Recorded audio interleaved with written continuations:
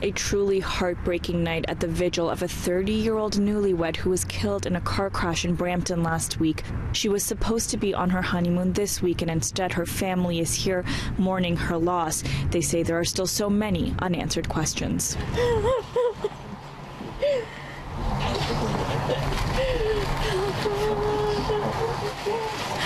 Anyone that knows her knows how beautiful and happy and full of life she was.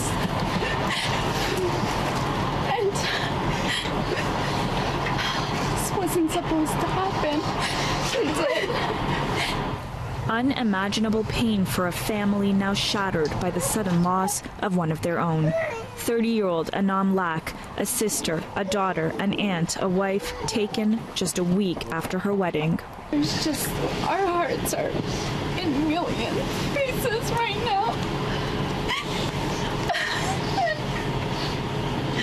But I know she's in a peaceful place. She's in a better place. Her older sister hardly able to get through a few words at her vigil, where the community came together in support of the family.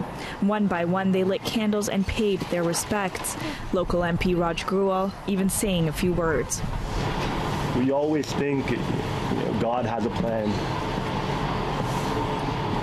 But in this case, it is always tough to understand his plan. Lak was killed in a car crash in Brampton last Sunday. She was pronounced dead on scene. Her husband of only 1 week shattered both legs in the crash but survived. He's still recovering. The driver police believed to be responsible for the crash was allegedly speeding, ran a red light, and slammed into the couple's car. He initially fled the scene on foot, and while he turned himself in 3 days later, the family still has questions about what happened. We didn't even know that she had passed. Almost after 20 hours that the accident happened. It's just, there's so many unanswered questions. And why the person who's responsible for this is walking freely on bail for the choices that he made. That's just left my sister.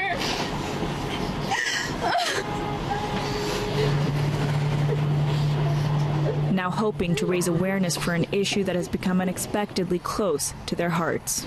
Let this be an opportunity for all of us to always remember that when we're on the road, safety on the road is very important. There's always other options to get home. Because one mistake could cause a lifetime of pain. Nothing is going to be the same without her.